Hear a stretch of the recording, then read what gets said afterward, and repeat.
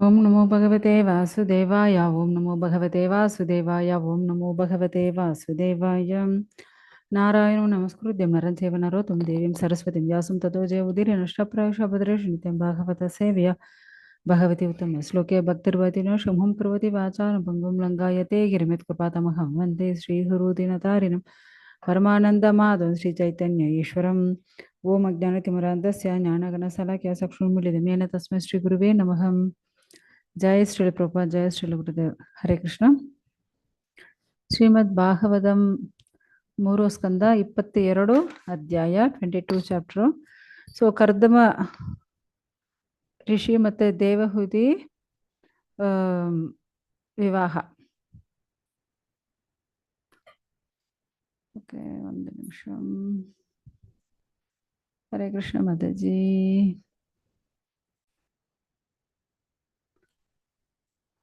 Hare Krishna.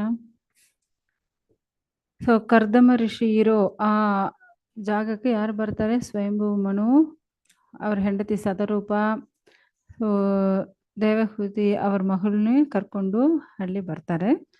So ಬಂದ ಮೇಲ್ಗಡೆ ಕರ್ದಮ ಋಷಿ ಅವ್ರಿಗೂ ಅಷ್ಟು ಹೊಗಳುತ್ತಾರೆ. ನೀವೇ ರಾಜ, ನೀವೇ ಸೂರ್ಯ, ನೀವೇ ಚಂದ್ರ, ನೀವೇ ವರುಣ, ಸೊ ಅಷ್ಟು ಶ್ರೇಷ್ಠ ರಾಜ, ಅದು ಇದನ್ನು ಅವರು ಹೊಗಳುತ್ತಾರೆ.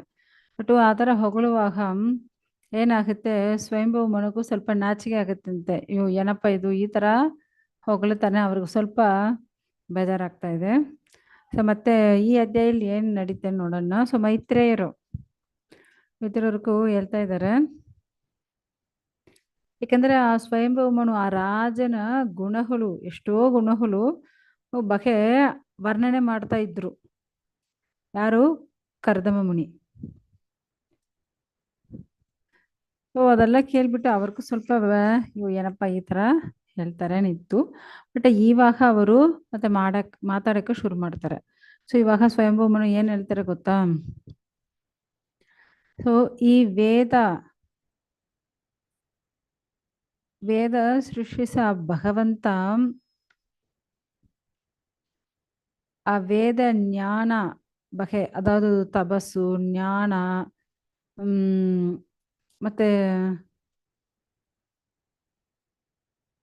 ಆ ಜ್ಞಾನ ಇಂದು ಮತ್ತೆ ಶ್ರೇಷ್ಠವಾಗಿರೋ ವಿಷಯಗಳು. ಅದೇ ಥರ ಇಂದ್ರಿಯ ಸುಖ ಅನುಭವಿಸೋದ್ರೆ ಅವ್ರಿಗೆ ಇಷ್ಟವೇ ಇಲ್ಲ. ಈ ಥರ ಎಲ್ಲ ಜಾಸ್ತಿ ಯಾರು ಆ ಥರ ಇರ್ತಾರೆ? ಬ್ರಾಹ್ಮಣರುಗಳು ಇರ್ತಾರೆ. ಸೊ ಅದಕ್ಕೆ ಭಗವಂತನ ಮುಖ ಇಂದು ಯಾರು ಬಂದಿದ್ದಾರೆ? ಬ್ರಾಹ್ಮಣರುಗಳು ಬಂದಿದ್ದಾರೆ. ಅದೇ ಭಗವಂತನ ಭುಜಗಳಿಂದ ಯಾರು ಬಂದಿದ್ದಾರೆ? ಕ್ಷತ್ರಿಯರುಗಳು ಬಂದಿದ್ದಾರೆ. ಅದಕ್ಕೆ ಅವ್ರು ಹೇಳ್ತಾ ಇದ್ದಾರೆ, ನೀವು ನಮ್ಮನ್ನೇ ಹೊಗಳ್ತಾ ಇದ್ದೀರಾ. ಆಕ್ಚುಲಿ ಭಗವಂತನ ಮುಖ ಇಂದು ಬಂದಿರೋರು ನೀವೇ, ಬ್ರಾಹ್ಮಣರುಗಳು. ಯಾಕಂದ್ರೆ ನಿಮ್ಮನ್ನೇ ರಕ್ಷಣೆ ಮಾಡಕ್ಕೆ ಭಗವಂತ ನಮ್ಮನ್ನೇ ಸೃಷ್ಟಿ ಮಾಡಿದ್ದಾರೆ. ಸೊ ಬ್ರಾಹ್ಮಣಗಳ ರಕ್ಷಣೆ ಮಾಡಕ್ಕೆ ಕ್ಷತ್ರಿಯರುಗಳೇ ಸೃಷ್ಟಿ ಮಾಡಿದ್ದಾರೆ. ಸೊ ಆ 1000 ಪಾದಗಳಿರೋ ಆ ಭಗವಂತ, ದೇವೋತ್ತಮ ಪರಮ ಪುರುಷ 1000 ಕೈಗಳಿಂದ ಯಾರನ್ನೇ ಸೃಷ್ಟಿ ಮಾಡಿದ್ದಾರೆ? ಕ್ಷತ್ರಿಯರನ್ನು ಸೃಷ್ಟಿ ಮಾಡಿದ್ದಾರೆ. ಯಾಕೆ? ಲೋಕಕ್ಷೇಮಕ್ಕೋಸ್ಕರ. ಸೊ ಈ ಭೌತಿಕಲ್ಲಿ ಇರೋ ಎಲ್ಲಾ ಜೀವರಾಶಿಗಳನ್ನೇ ರಕ್ಷಣೆ ಮಾಡಕ್ಕೋಸ್ಕರ. ಅದೇ ತರ ಭಗವಂತ ಮನಸ್ಸು ಯಾರು ಅಂದ್ರೆ, ಭಗವಂತನ ಮುಖ ಯಾರು ಅಂದ್ರೆ ಬ್ರಾಹ್ಮಣರುಗಳೇ. ಕ್ಷತ್ರಿಯರುಗಳು ಅವರು ಭುಜಗಳಾಗಿ ಇರುತ್ತಾರೆ. ಸೊ ನಾವು ನಮ್ಮನ್ನ ಎದು ರಕ್ಷಣೆ ಮಾಡುತ್ತೆ? ಕೈಯೇ ರಕ್ಷಣೆ ಮಾಡುತ್ತಲ್ಲ. ಸೊ ಆ ಥರ ಈ ಕ್ಷತ್ರಿಯರುಗಳು ಏನು ಮಾಡ್ತಾರೆ? ಮತ್ತೆ ಇರೋ ಎಲ್ಲಾ ವರ್ಣನೇ ರಕ್ಷಣೆ ಮಾಡ್ತಾರೆ. ಆಕ್ಚುಲಿ ಯಾಕಂದ್ರೆ ಬ್ರಾಹ್ಮಣರುಗಳನ್ನ ಯಾಕೆ ರಕ್ಷಣೆ ಮಾಡಬೇಕು ಅಂದ್ರೆ, ಬ್ರಾಹ್ಮಣರುಗಳು ವೇದಗಳನ್ನೇ ರಕ್ಷಣೆ ಮಾಡ್ತಾರೆ. ಓಕೆ, ವೇದಗಳು, ಶಾಸ್ತ್ರಗಳನ್ನ ರಕ್ಷಣೆ ಮಾಡ್ತಾರೆ. ಸೊ ಆ ಥರ ಇರೋ ಬ್ರಾಹ್ಮಣರುಗಳನ್ನ ಕ್ಷತ್ರಿಯರುಗಳು ರಕ್ಷಣೆ ಮಾಡಬೇಕು. ಅದಕ್ಕೆ ಭಗವಂತ ಇಲ್ಲಿ ಈ ತರ ಕೊಟ್ಟಿರ್ತಾರೆ. ಸೊ ಒಬ್ರೊಬ್ರು ಈ ತರ ರಕ್ಷಣೆ ಮಾಡ್ಕೊಂಡು ಲೋಕಕ್ಷೇಮಕ್ಕೋಸ್ಕರ ಭಗವಂತ ಈ ತರ ಸೃಷ್ಟಿ ಮಾಡಿರ್ತಾರೆ. ಸೊ ಒಬ್ರೊಬ್ರು ಈ ತರ ಹೆಲ್ಪ್ ಮಾಡಿಕೊಂಡು ಅವರವರು ರಕ್ಷಣೆ ಮಾಡಿಕೊಂಡು ಲೋಕ ಅಲ್ಲಿರೋ ಎಲ್ಲರಿಗೂ ಲೋಕಕ್ಷೇಮ ಮಾಡ್ತಾ ಇರಬೇಕು. ಯಾಕಂದ್ರೆ ನಿಮ್ನ ನೋಡಿದ ಕ್ಷಣ ಇವಾಗ ನಮ್ಗೆ ಎಷ್ಟೋ ಸಂದೇಹಗಳಿತ್ತು. ಇವಾಗ ಅದೆಲ್ಲ ನಮಗೂ ಏನು ಆನ್ಸರ್ ಸಿಕ್ಕಿದೆ. ಸೊ ಯಾರೊಬ್ಬರು ಪ್ರಜೆಗಳನ್ನ ರಕ್ಷಣೆ ಮಾಡ್ತಾರೋ ಆ ರಕ್ಷಣೆ ಮಾಡೋದು ಯಾರ ಕರ್ತವ್ಯ? ರಾಜನ ಕರ್ತವ್ಯ. ಸೊ ಆ ರಾಜಕ್ಕೂ ಆ ಶಕ್ತಿ ಕೊಡೋದು ಯಾರು ಅಂದ್ರೆ ಭಗವಂತನ್ನೇ. ಸೊ ಆ ಶಕ್ತಿನಿ ಕೊಟ್ಟಿರೋ ಆ ಭಗವಂತ ಇಲ್ಲಂದ್ರೆ ಇಲ್ಲಿ ರಾಜ ಇಲ್ಲ, ಬ್ರಾಹ್ಮಣ ಇಲ್ಲ, ಯಾರು ಇಲ್ಲ, ಪ್ರಜೆಗಳು ಇಲ್ಲ. ಸೊ ಎಲ್ಲರ ನಾವು ರಕ್ಷಣೆ ಮಾಡಬೇಕು. ನಾವು ಎಲ್ಲರಿಗೂ ಶಕ್ತಿ ಆಗಲಿ ಜ್ಞಾನ ಆಗಲಿ ಕೊಡೋದು ಯಾರು ಅಂದ್ರೆ ಆ ಭಗವಂತನ್ನೇ.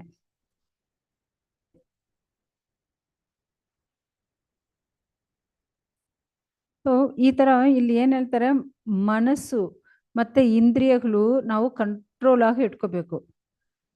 ಸೊ ಆ ತರ ಕಂಟ್ರೋಲ್ ಆಗಿ ಇಟ್ಟಿಲ್ಲ ಅಂದ್ರೆ, ಯಾರು ನಮ್ಮ ಮನಸ್ಸಿನಿ ನಮ್ಮ ಇಂದ್ರಿಯಗಳನ್ನ ಕಂಟ್ರೋಲ್ ಆಗಿ ಇಟ್ಟಿಲ್ಲ ಅಂದ್ರೆ ಭಗವಂತನ ನೋಡಕ್ಕ ಆಗಲ್ಲ. ಭಗವಂತನ ಆಶೀರ್ವಾದ ನಮಗೂ ಸಿಕ್ಕೋದಿಲ್ಲ. ಸೊ ಭಗವಂತನ ಆಶೀರ್ವಾದ ಪಡಿಬೇಕಂದ್ರೆ ಏನ್ ಮಾಡಬೇಕು? ನಮ್ಮ ಮನಸ್ಸು ಮತ್ತೆ ಇಂದ್ರಿಯಗಳನ್ನ ಕಂಟ್ರೋಲ್ ಮಾಡಬೇಕು. ಸೊ ಇವಾಗ ಈ ತರ ಅಧಿಷ್ಠ, ಈ ಶ್ರೇಷ್ಠವಾದ ಅಧಿಷ್ಠ ಮತ್ತೆ ಯಾಕಂದ್ರೆ ಇವಾಗ ಇದೆಲ್ಲ ರಾಜ ಮಾತಾಡ್ತಾ ಇದ್ದಾರೆ, ಸ್ವಯಂಭೂಮನು ಮಾತಾಡ್ತಾ ಇದ್ದಾರೆ. ಇವಾಗ ನೀವು ಹೇಳಿದೆಲ್ಲ ಏನೋ ಭಗವಂತನ ಕೃಪೆಯಿಂದ ನಡೀತಾ ಇದೆ. ಇವಾಗ ಈ ಲೋಕದಲ್ಲಿರೋ ಎಲ್ಲ ವಿಷಯಗಳು ಕೇಳೋದಾಗಲಿ, ಭಗವಂತನ ಬಗ್ಗೆ ಕೇಳೋದಾಗಲಿ ಎಲ್ಲ ಭಗವಂತನ ಕೃಪೆಯಿಂದ ನಡೀತಾ ಇದೆ. ಇಲ್ಲಿ ನನ್ನಿಷ್ಟ ಪ್ರಕಾರ ಏನು ನನ್ನ ಭಾಗ್ಯ, ಸೊ ಆ ಥರ ಎಲ್ಲ ಇಲ್ಲಿ ಏನೇ ಕೊಟ್ಟಿಲ್ಲ. ಭಗವಂತನ ಕೃಪೆಯಿಂದ ಇದೆಲ್ಲ ನಡೀತಾ ಇದೆ. ಸೊ ಯಾರು ಒಬ್ರೊಬ್ರು ಅವರು ಹೊಗಳ್ಕೊಳ್ತಾರ, ಆದ್ರೆ ಮತ್ತವರು ಅವ್ರನ್ನ ಹೊಗಳುವಾಗ ಅದು ಅವ್ರಿಗೂ ಕಷ್ಟ ಕೊಡುತ್ತಂತೆ. ಇಲ್ಲ ಆಕ್ಚುಲಿ ಇದೆಲ್ಲ ಕೊಟ್ಟಿದ್ದು ಯಾರು? ಭಗವಂತನ್ನೇ. ಸೊ ಅದಕ್ಕೆ ಇಲ್ಲಿ ಒಂದೊಂದು ಜಾಗದಲ್ಲಿ ಅವರು ಹೊಗಳುವಾಗ ಇಲ್ಲೆಲ್ಲ ಅದೆಲ್ಲ ಭಗವಂತನ ಕೃಪೆಯಿಂದ ನಮ್ಗೆ ಸಿಕ್ಕಿದೆ ಏನು ಹೇಳ್ತಾರೆ. ಸೊ ಯಾವ ತರ ನಾವಿರಬೇಕು ಅಂದ್ರೆ, ನಾವು ಬಂದು ಈ ತರ ಶಾಸ್ತ್ರಗಳು ಏನು ಕೊಟ್ಟಿದ್ದಾರೋ, ಮಹಾಜನಗಳು ಯಾವ ತರ ನಡ್ಕೊಳ್ತಾರೋ, ನಮ್ ಗುರುಗಳು ಯಾವ ತರ ನಮ್ಗೆ ಹೇಳ್ಕೊಟ್ಟಿದಾರೋ ಆ ತರ ನಾವು ನಡ್ಕೋಬೇಕು.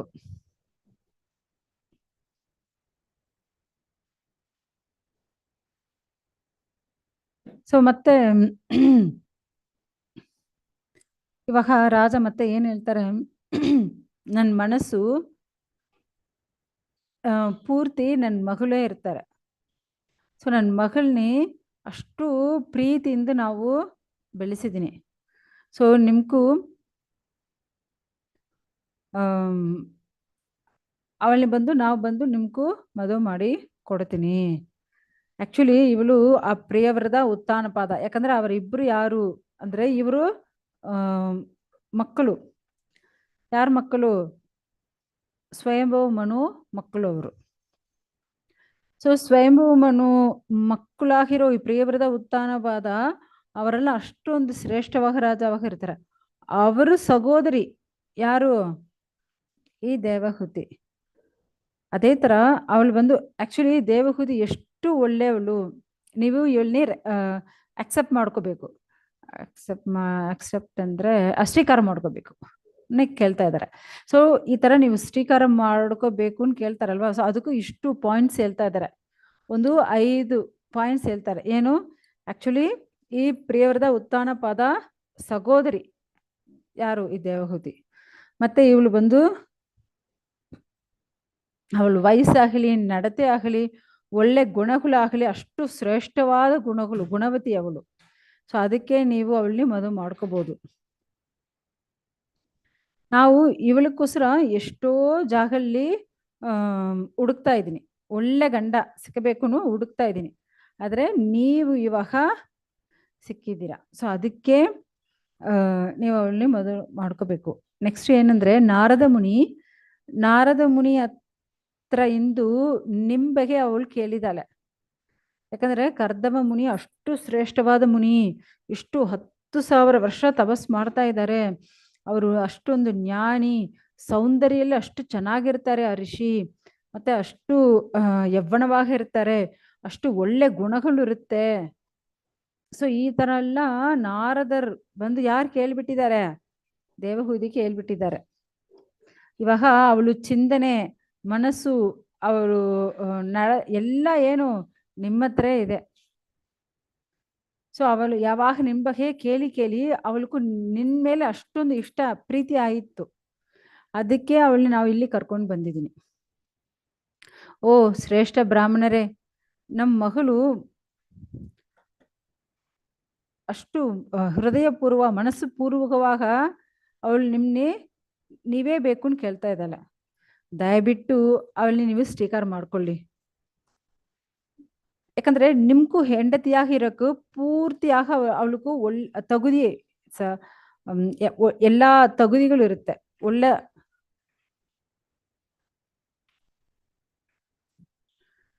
ಮತ್ತೆ ಅವಳು ಬಂದು ಎಲ್ಲ ಫ್ಯಾಮಿಲಿಲಿ ಏನೇನು ಕರ್ತವ್ಯಗಳಿರುತ್ತೋ ಎಲ್ಲ ಸಂಸಾರಲ್ಲಿರೋ ಎಲ್ಲ ಕರ್ತವ್ಯಗಳು ಅವಳು ಕರೆಕ್ಟಾಗಿ ಮಾಡ್ತಾಳೆ. ಅವಳು ಅಷ್ಟು ರೆಸ್ಪಾನ್ಸಿಬಲ್ ತಗೊಳ್ತಾಳೆ, ಅಷ್ಟು ಒಳ್ಳೆ ಅವಳು ಹೇಳ್ತಾ ಇದ್ದಾಳೆ.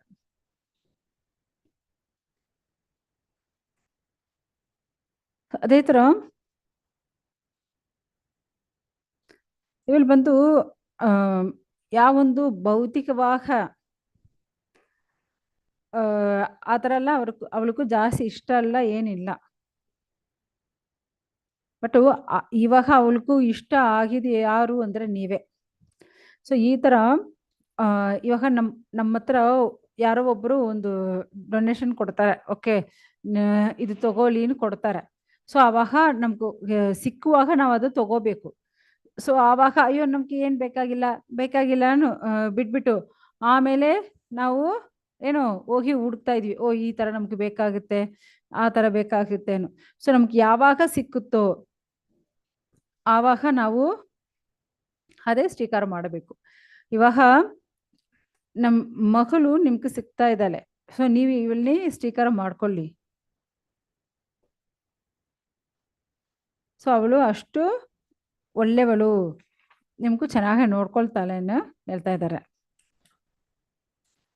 ಸೊ ನಿಮ್ಮ ಹತ್ರವೇ ಬರ್ತಾ ಇದೆ ಏನೋ ಈ ಥರ ಕಾಣಿಕೆ ಥರ ಬರ್ತಾ ಇದೆ. ಸೊ ಆ ಥರ ಬರುವಾಗ ಏನು ಮಾಡಬೇಕು, ಅದು ನಾವು ಸ್ವೀಕಾರ ಮಾಡಬೇಕು, ಅದು ನಾವು ನಿರ್ಗರಿಸಬಾರದು. ಮತ್ತೆ ಸ್ವಯಂಭೂಮನು ಮತ್ತೆ ಏನು ಹೇಳ್ತಾರೆ, ಓ ಜ್ಞಾನಿಯೇ, ನೀವು ಮದುವೆ ಮಾಡ್ಕೊಳ್ಳೋಕ್ಕೂ ರೆಡಿಯಾಗಿ ಇರ್ತೀರಾ, ನಾವು ಬಂದು ಕೇಳಿದ್ದೀನಿ.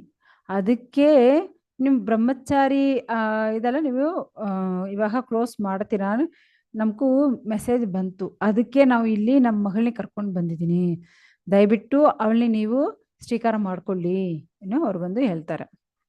ಓ ಶ್ರೇಷ್ಠ ಮುನಿವರ, ಇವಾಗ ನೀವೇನು ಮಾಡಬೇಕು, ಮದುವೆ ಮಾಡ್ಕೋಬೇಕು. ಇಷ್ಟು ಪಾಯಿಂಟ್ಸ್ ಹೇಳ್ಕೊಟ್ಟು ಬಿಟ್ಟಿದ್ದಾರೆ. ಇವಾಗ ಆ ಕರ್ದಮ ಮುನಿ ಏನು ಹೇಳ್ತಾರೆ ಗೊತ್ತಾ, ನಮಗೂ ಮದುವೆ ಮಾಡ್ಕೊಳ್ಳೋಕ್ಕೆ ಇಷ್ಟ ಇದೆ. ಯಾಕಂದ್ರೆ ಫಸ್ಟು ಇವಾಗ ನಿಮ್ಮ ಮಗಳಿಗೂ ಮದುವೆ ಆಗಿಲ್ಲ, ಮತ್ತೆ ಅವಳು ಬಂದು ಯಾರಿಗೂ ನಾನು ನಿಮ್ಮ ಮದುವೆ ಮಾಡ್ಕೊಳ್ತೀನಿ ಯಾರಿಗೂ ಹೇಳಿ ಇಲ್ಲ. ಅದೇ ಥರ ವೇದ ಪ್ರಕಾರ ಅವಳಿಗೂ ಯಾರ ಹತ್ರ ಮದುವೆ ಆಗಿಲ್ಲ. ವೇದಶಾಸ್ತ್ರ ಪ್ರಕಾರ ನೇಮ ಪ್ರಕಾರ ಅವಳು ಏನು ಅವಳು ಬಂದು ಅಷ್ಟೊಂದು ಶ್ರೇಷ್ಠವಾದ ಒಂದು ಹುಡುಗಿಯರಾಗಿರ್ತಾರೆ. ಮತ್ತೆ ಅವಳು ಬಂದು ಹಾಕೊಂಡಿರೋ ಭೂಷಣಗಳು ಆಭರಣಗಳು ಅದೆಲ್ಲ ಅಷ್ಟೊಂದು ಸೌಂದರ್ಯವಾಗಿ ಇರುತ್ತೆ. ಸೊ ಅದೇ ಥರ ನಿಮ್ಮ ಮಗಳು ಅಷ್ಟೊಂದು ಸೌಂದರ್ಯವಾಗಿ ಇದ್ದಾಳೆ ಅವಳು. ಯಾಕಂದ್ರೆ ಸೌಂದರ್ಯವಾಗಿ ಇರೋ ಹೆಂಡತಿನ ಯಾರು ಬೇಕಂದ್ರೆ ಮದುವೆ ಮಾಡ್ಕೊಳ್ತಾರೆ. ಸೊ ನಿಮ್ಮ ಮಗಳು ಅಷ್ಟೊಂದು ಸೌಂದರ್ಯವಾಗಿ ಇದ್ದಾಳೆ. ಅದೇ ಥರ ಗಂಧರ್ವನು ಒಬ್ಬನು ವಿಶ್ವವಸುನು, ಅವನೇನು ಮಾಡಿದ್ದಾನೆ, ಅವನು ಆಕಾಶ ಮಾರ್ಗದಲ್ಲಿ ಹೋಗ್ತಾ ಇದ್ದಾನೆ. ಸೊ ನಿಮ್ಮ ಮಗಳು ಅರಣ್ಮನೆ ಆ ಬಾಲ್ಗನಿಯಲ್ಲಿ ಆ ಮಾಡನ್ ಹೇಳ್ತಾರಲ್ವಾ, ಸೊ ಅದೇ ಬಾಲ್ಗನಿನೇ ಹೇಳ್ತಾರೆ ಇವಾಗ. ಸೊ ಆ ಜಾಗದಲ್ಲಿ ಅವಳು ಬಂದು ಆಟಾಡ್ತಾ ಇದ್ದಳಂತೆ, ಬಾಲ್ ಇಟ್ಕೊಂಡು ಆಟಾಡ್ತಾ ಇದ್ದಾಳೆ. ಸೊ ಇವನು ಆಕಾಶವಾಣಿಲಿ ಹೋಗ್ತಾ ಇದ್ದಾನೆ. ಇವಳು ಸೌಂದರ್ಯ ನೋಡಿ ಅವನೇನಾಗ್ಬಿಟ್ಟಿದ್ದಾನೆ, ಅವಳು ಗುಳುಸು ಶಬ್ದ ಕೇಳಿ ಅವನು ಇವಳಿ ನೋಡಿದಾನೆ. ಒಂದು ಕ್ಷಣದಲ್ಲಿ ಆಯ್ತು, ಅವನು ಅಲ್ಲಿಂದ ಕೆಳಗೆ ಬಿದ್ದ್ಬಿಟ್ಟಿದ್ದಾನೆ. ಯಾಕಂದ್ರೆ ನಿಮ್ ಮಗಳು ಅಷ್ಟೊಂದು ಸೌಂದರ್ಯ. ಅದೇ ತರ ಉತ್ಥಾನಪಾದ ಸಹೋದರಿ ಅವಳು, ಎಲ್ಲ ಒಳ್ಳೆ ಗುಣಗಳು ಅವಳಕ್ಕಿರುತ್ತೆ. ಅದೇ ತರ ಅವಳಿಗೂ ಒಳ್ಳೆ ವಿವೇಕಿಯಾಗಿ ಇರ್ತಾಳೆ, ಅವಳು ಅದೃಷ್ಟ ದೇವತೆಯಾಗ ಇರ್ತಾಳೆ. ಸೊ ಈ ತರ ಇರೋಳ್ನಿ ಯಾರು ಮದುವೆ ಮಾಡ್ಕೊಳ್ಳಲ್ಲ, ಖಂಡಿತ ಅವಳನ್ನೇ ಮದುವೆ ಮಾಡ್ಕೊಳ್ತಾರೆ. ಅದು ಅವಳು ಬಂದು ನಮ್ನಿ ಮದುವೆ ಮಾಡ್ಕೊಳ್ಳಕ್ಕೆ ಇಷ್ಟ ಪಡ್ತಾ ಇದ್ದಾಳೆ. ಸೊ ಆ ಥರ ಇರುವಾಗ ನಾವು ಖಂಡಿತ ಏನ್ ಮಾಡ್ತೀನಿ, ಈ ಹೆಂಗಸರನ್ನೇ ನಾವು ಬಂದು ಮದುವೆ ಮಾಡ್ಕೊಳ್ತೀನಿ, ಇವಳು ಬಂದು ನಾವು ನಮ್ಮ ಹೆಂಡತಿಯಾಗ ಸ್ವೀಕಾರ ಮಾಡ್ಕೊಳ್ತೀನಿ. ಸೊ ಆದ್ರೆ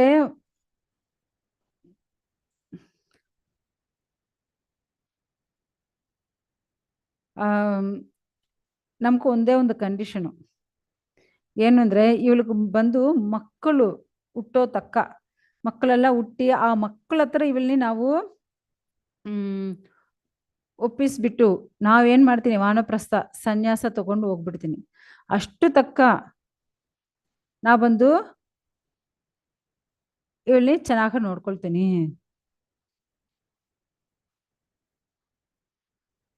ಯಾಕಂದ್ರೆ ಅಷ್ಟು ತಕ್ಕ ನಾವು ಇವಳನ್ನ ಚೆನ್ನಾಗಿ ನೋಡ್ಕೊಳ್ತೀನಿ. ಯಾವೊಂದು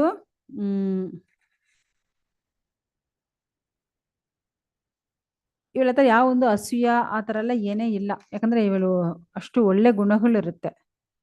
ಯಾಕಂದ್ರೆ ನಾರ್ಮಲ್ ಆಗಿ ನೀವು ನೋಡಿದ್ರೆ ಬ್ರಾಹ್ಮಣ ಏನ್ ಮಾಡ್ತಾರೆ, ಫಸ್ಟ್ ಅವರು ಬ್ರಹ್ಮಚಾರಿಯಾಗಿ ಇರ್ತಾರೆ, ಆಮೇಲೆ ಮದುವೆ ಮಾಡ್ಕೊಳ್ತಾರೆ, ಗೃಹಸ್ಥ ಆಗ್ತಾರೆ. ಸೊ ಆಮೇಲೆ ಅವ್ರಿಗೂ ಮಕ್ಕಳೆಲ್ಲ ಹುಟ್ಟಿದ ಮೇಲೆ ಆ ಮಕ್ಕಳ ಹತ್ರ ಅವ್ರ ಹೆಂಡತಿನಿ ಬಿಟ್ಬಿಟ್ಟು ಅವರು ಭಕ್ತಿ ಸೇವೆಗೆ ಭಗವಂತನ ಇರೋ ಧಾಮಕ್ಕೆ ಹೋಗ್ತಾರೆ, ವಾನಪ್ರಸ್ಥ ಹೋಗ್ತಾರೆ. ಮತ್ತೆ ಅವರು ಅಲ್ಲಿಂದ ಸನ್ಯಾಸವು ತಗೊಳ್ತಾರೆ. ಸೊ ಈ ತರ ಅವರು ಹೇಳ್ತಾ ಇದ್ದಾರೆ. ಇಷ್ಟು ತಕ್ಕ ಅವರು ಬ್ರಹ್ಮಚಾರಿಯಾಗಿ ಇದ್ರು. ಇವಾಗ ನಾವು ಗೃಹಸ್ಥ, ಇವಳನ್ನ ಮದುವೆ ಮಾಡ್ಕೊಂಡು ನಾ ಗೃಹಸ್ಥ ಆಗ್ತೀನಿ, ಆಮೇಲೆ ಇವಳಿಗೆ ಮಕ್ಕಳೆಲ್ಲ ಆದ್ಮೇಲೆ ಆ ಮಕ್ಕಳ ಹತ್ರ ಇವಳನ್ನ ಒಪ್ಪಿಸ್ಬಿಟ್ಟು ನಾವು ವಾನಪ್ರಸ್ಥ ಹೋಗ್ತೀನಿ, ಸನ್ಯಾಸ ತಗೊಳ್ತೀನಿ. ಇದೇ ಅವ್ರಿಗೆ ಹೇಳಿದ ಒಂದು ನಿಯಮ. ಇದು ಬಂದು ಯಾಕಂದ್ರೆ ನಮ್ಮ ವಿಷ್ಣು ಭಕ್ತಿ ನಾವು ಬಿಡಕ್ಕಾಗಲ್ಲ. ಸೊ ಅಷ್ಟು ತಕ್ಕ ನಾವು ಚೆನ್ನಾಗಿ ನೋಡ್ಕೊಳ್ತೀವಿ. ಯಾಕಂದ್ರೆ ಆ ದೈವೋತ್ತಮ ಪರಮ ಪುರುಷರು ಭಕ್ತಿ ಮಾಡೋದೇ ಶ್ರೇಷ್ಠವಾದದ್ದು. ಈ ಲೋಕ ಭಗವಂತ ಸೃಷ್ಟಿ ಮಾಡಕ್ಕೆ ಮುಖ್ಯ ಕಾರಣ ಏನು, ಎಲ್ಲರೂ ಭಗವಂತನಕ್ಕೆ ಭಕ್ತಿ ಮಾಡಬೇಕು. ಈ ಲೋಕದಲ್ಲಿರೋ ಎಲ್ಲ ಜೀವರಾಶಿಗಳು ಕಾರಣ ಯಾರು ಅಂದ್ರೆ ಆ ಭಗವಂತನೇ. ಸೊ ಆ ಭಗವಂತನಕ್ಕೆ ಭಕ್ತಿ ಮಾಡೋದೇ ಶ್ರೇಷ್ಠವಾಗ ಇರುತ್ತೆ. ಸೊ ಆಕ್ಚುಲಿ ಇಲ್ಲಿ ಏನು ಅಂದ್ರೆ, ಭಕ್ತರು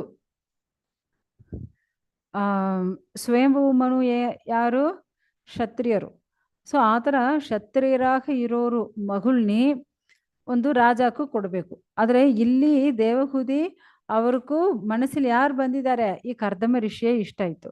ಆಕ್ಚುಲಿ ಕರ್ದಮ ಋಷಿ ಹತ್ರ ಯಾವೊಂದು ಐಶ್ವರ್ಯ ಎಲ್ಲ ಏನಿಲ್ಲ, ಓನ್ಲಿ ಅವರು ಒಂದು ಇಲ್ಲಿ ನೋಡಿ ಏನ್ ಕಾಣಿಸ್ತದೆ, ಒಂದು ಚಿಕ್ಕ ಹಟ್ಟು ಕುಟಿಲಿ ಹಾಕೊಂಡಿರ್ತಾರೆ ಅಷ್ಟೇ, ಆ ಬಿಂದು ಸರೋವರ ಹತ್ರ ಅಷ್ಟೇ, ಬೇರೆ ಏನಿಲ್ಲ.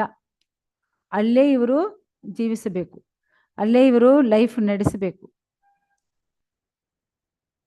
ಸೊ ಇದೆಲ್ಲ ಅವ್ರು ಬಂದು ಏನು ಹೇಳ್ತಾ ಇದ್ದಾರೆ, ನಿಮ್ಗೆ ಇಷ್ಟ ಅಂದ್ರೆ ನಾವು ಮದುವೆ ಮಾಡ್ಕೊಳ್ತೀನಿ, ಆಮೇಲೆ ನಾವು ನಿಮ್ಮ ಹತ್ರ ನಮ್ಮ ಮಗಳನ್ನ ಕೊಟ್ಟಿದ್ದೀನಿ, ನೀವೇನು ಈ ತರ ಸನ್ಯಾಸ ತಗೊಂಡ್ಬಿಟ್ಟಿದ್ಯಾ ಅನ್ನೋ ಜಗಳ ಮಾಡಬಾರ್ದಲ್ಲ. ಅದಕ್ಕೆ ಇವಾಗ ಹೇಳ್ಬಿಡ್ತಾರೆ, ನಾವು ವಿಷ್ಣು ಭಕ್ತಿ ಮಾಡೋನು.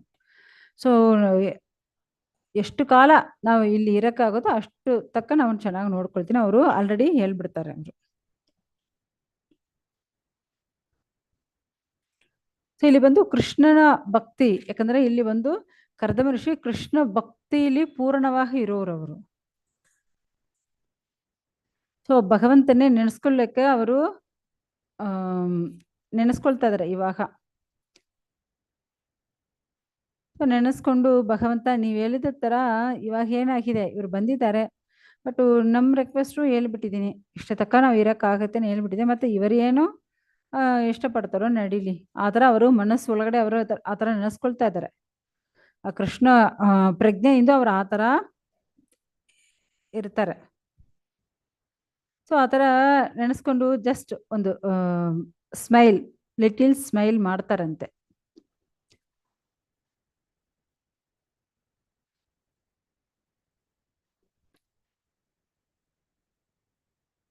ಸೊ ಅವಾಗ ಅವರು ದೇವಹೂತಿ ಹತ್ರ ಹೋಗಿ ಕೇಳ್ತಾರೆ, ಈ ಥರ ಹೇಳ್ತಾರೆ.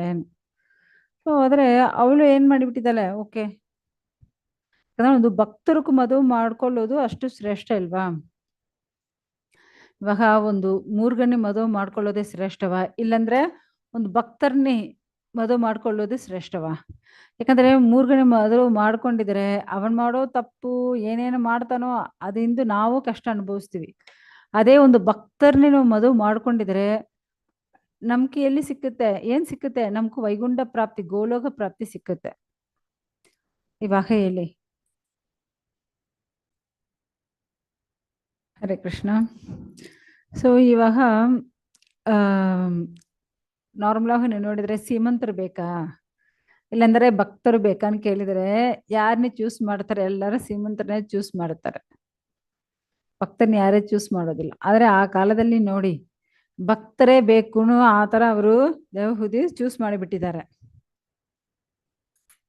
ಸೊ ಈ ತರ ಆ ರಾಣಿ ಶತರೂಪ ಮತ್ತೆ ದೇವಹೂತಿ ಎಲ್ಲರಿಗೂ ಇವ್ರಿಗೆ ಮದುವೆ ಮಾಡ್ಕೋ ಅಷ್ಟೊಂದು ಸಂತೋಷವಾಗಿದೆ ಇದೆ. ಯಾಕಂದ್ರೆ ಕರ್ದಮರಿಗೂ ಅಷ್ಟು ಒಳ್ಳೆ ಗುಣಗಳಿದೆ, ಅವರು ಕೃಷ್ಣ ಭಕ್ತರು. ಸೊ ಈ ಋಷಿಗೂ ಮದುವೆ ಮಾಡಿಕೊಡೋದು ಆ ಶತರೂಪಕ್ಕೂ ಅಷ್ಟು ಸಂತೋಷವಾಗಿದೆ. ಇವಾಗ ಶತರೂಪ ಏನ್ ಮಾಡ್ತಾರೆ, ಇಬ್ರಿಗೂ ಇವಾಗ ಯಾರು ಕರ್ದಮ ಋಷಿ ಮತ್ತೆ ದೇವಹೂತಿ ಇಬ್ಬರಿಗೂ ಇವಾಗ ಮದುವೆ ಮಾಡಬೇಕಲ್ವಾ? ಸೊ ಅವ್ರಿಗೂ ಅಷ್ಟು ಒಂದು ಏನೋ ಜ್ಯುವೆಲ್ಸು, ಆಭರಣಗಳು ಮತ್ತೆ ಬಟ್ಟೆಗಳು ಮತ್ತೆ ಮನೆಗೆ ಏನೇನು ಬೇಕಾಗುತ್ತೋ ಆ ವಸ್ತುಗಳು, ಈ ತರ ಎಲ್ಲಾ ವಸ್ತುಗಳು ಅವರು ತಗೊಂಡ್ ಬಂದು ಅಲ್ಲಿ ಎಲ್ಲ ರೆಡಿ ಮಾಡ್ತಾರೆ. ಯಾಕಂದ್ರೆ ಒಬ್ಬರನ್ನೇ ನಾವು ಮದುವೆ ಮಾಡಿ, ಒಂದು ಹೆಂಗಸಿನ ಮದುವೆ ಮಾಡಿ ಕೊಡ್ಬೇಕಂದ್ರೆ ಅವ್ರಿಗೂ ಏನು, ನಾವು ಈ ತರ ಡ್ರೆಸ್ ಆಗಲಿ ಮತ್ತೆ ಜ್ಯುವೆಲ್ಸ್ ಆಗಲಿ ಮತ್ತೆ ಮನೆಗೆ ಏನೇನು ಬೇಕೋ ಅದೆಲ್ಲ ನಾವು ಕೊಡೋದೆಲ್ಲ ನಮ್ಮ ಕರ್ತವ್ಯ ಆಗ್ತಾ ಇದೆ. ಸೊ ಅದೇ ತರ ಅವರು ಎಲ್ಲ ಮಾಡ್ತಾ ಇದಾರಂತೆ. ಸೊ ಆ ತರ ಮಾಡಿಬಿಟ್ಟು ಆಮೇಲೆ ಅವ್ರಿಗೂ ಇಬ್ಬರಿಗೂ ಏನಾಗ್ತಾ ಇದೆ, ಮದುವೆ ಆಗ್ತಾ ಇದೆ. ಸೊ ಮದುವೆ ಮಾಡಿ ಕೊಟ್ಟಿದೆ ಮೇಲ್ಗಡೆ ನೋಡಿ, ಇವಾಗ ಇಲ್ಲಿ ಇವಿಬ್ರಿಗೂ ಮದುವೆ ಆಗ್ತಾ ಇದೆ. ಅಷ್ಟೊಂದು ಗ್ರ್ಯಾಂಡ್ ಆಗಿ ಏನಿಲ್ಲ, ಏನ್ ಗ್ರ್ಯಾಂಡ್ ಎಲ್ಲ ಏನಿಲ್ಲ, ಓನ್ಲಿ ಅಲ್ಲಿ ಇರೋ ಅಷ್ಟೇ ಜನಗಳ ಜೊತೆಲೆ ಅಲ್ಲಿ ಮದುವೆ ಮಾಡಿ ಕೊಟ್ಬಿಡ್ತಾರೆ. ಆದ್ರೆ ಇವಾಗ ಮ್ಯಾರೇಜ್ ಅಂದ್ರೆ ಎಷ್ಟೊಂದು ಗ್ರ್ಯಾಂಡ್ ಆಗಿ ಮಾಡ್ತಾರೆ, ಎಷ್ಟು ಖರ್ಚು ಮಾಡ್ತಾರೆ. ಆ ಖರ್ಚೆಲ್ಲ ಮಾಡೋದೇ ವೇಸ್ಟ್. ಏನು 108 ಐಟಮ್ಸು, 500 ಐಟಮ್ಸು. ಆ 500 ಐಟಮ್ಸ್ ಒಂದೊಂದು ಸ್ಪೂನ್ ನಾವು ತಿನ್ನಕ್ಕಾಗಲ್ಲ. ಮತ್ತೆ ಯಾಕೆ ಅಷ್ಟು ಐಟಮ್ಸು? 108 ಐಟಮ್ಸ್ ಫಸ್ಟು ನಾವು 108 ಐಟಮ್ಸ್ ಎಲ್ಲಿಂದ ನಾವು ತಗೊಳ್ಳೋದು, ಎಲ್ಲಿಂದ ತಿನ್ನೋದು? ಅಷ್ಟು ತಿನ್ನಕ್ಕಾಗಲ್ಲ. ಆ ಥರ ಎಲ್ಲ ಖರ್ಚು ಮಾಡ್ತಾರೆ, ವೇಸ್ಟ್ ಮಾಡ್ತಾರೆ ಆ ಡೆಕೋರೇಷನ್ಗೂ ಮತ್ತೆ ಅಡಿಗೆಗೂ. ಸೊ ಅವರು ಅವ್ರ ಮಗಳಿಗೂ 101 ಐಟಮ್ಸ್ ಮಾಡಿದಾರಂತೆ. ನಾವು 501 ಮಾಡ್ತೀವಿ ನೋಡಿ.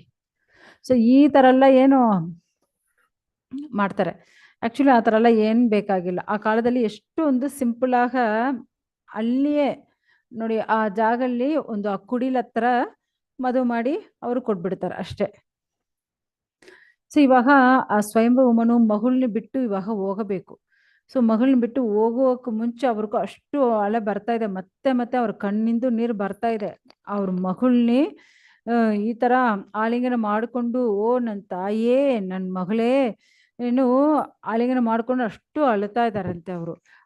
ಅವರು ಅழுದು ಅழுದು ಆ ದೇವಹೂತಿ ತಲೆ ಪೂರ್ತಿ ನೆನೆದೋಗಿದಂತೆ. ನೋಡ್ಕೊಳ್ಳಿ, ಅಷ್ಟು ಅಳೆದು ಬಿಟ್ಟಿದ್ದಾರೆ ಅವರು. ಯಾಕಂದ್ರೆ ಮಗಳನ್ನೇ ಮದುವೆ ಮಾಡಿ ಇಲ್ಲಿ ಕೊಡ್ತಾರಲ್ವಾ, ಆ ಥರ ಕೊಟ್ಬಿಟ್ಟು ಆಮೇಲೆ ಅವರು ಏನ್ ಮಾಡ್ತಾರೆ, ಆ ರಥದಲ್ಲಿ ಏರಿ ಹೋಗ್ತಾರೆ.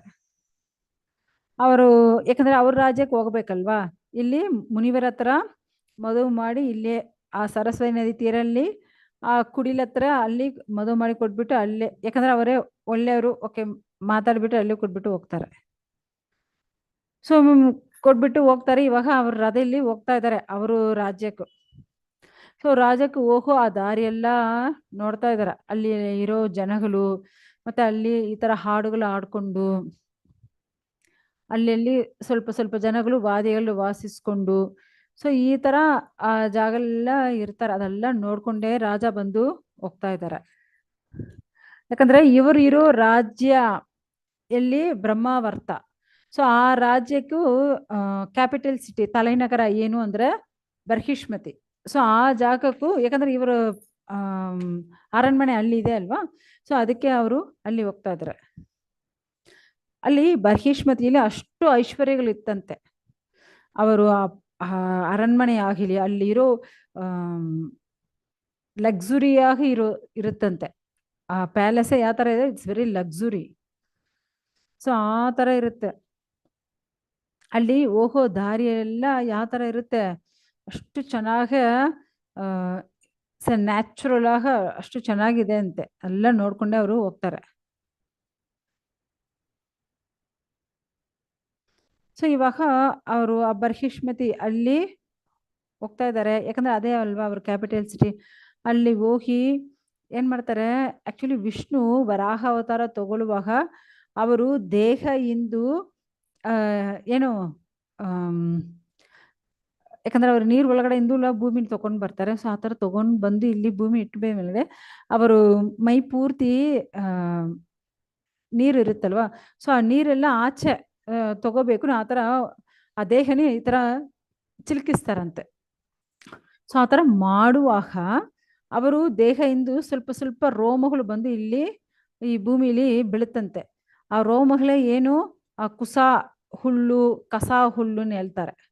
ಆ ಕುಸ ಹುಲ್ಲು ಅಂದ್ರೆ ದರ್ಬೆ, ಕಸ ಹುಲ್ಲು ಅಂದ್ರೆ ನಾವು ಚಾಪೆ ಮಾಡ್ತೀವಲ್ವಾ, ಆ ದೊಡ್ಡ ಹುಲ್ಲು ಅದು.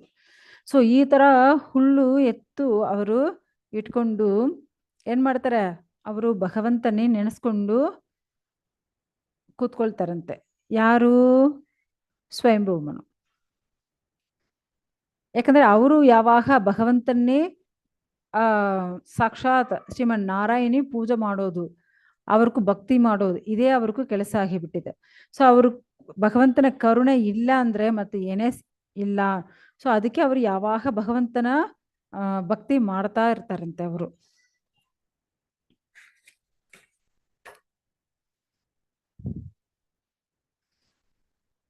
ಸೊ ಅದೇ ಆ ಬರ್ಹಿಷ್ಮತಿ ಆ ಜಾಗ, ಆ ಅರಣ್ಮನೆಯಲ್ಲಿ ಯಾವ ತರ ಯಾವ ಒಂದು ತೊಂದರೆಗಳಿಲ್ಲಂತೆ, ಅಷ್ಟು ಸೌಖ್ಯಗಳಿದೆ ಅಲ್ಲಿ.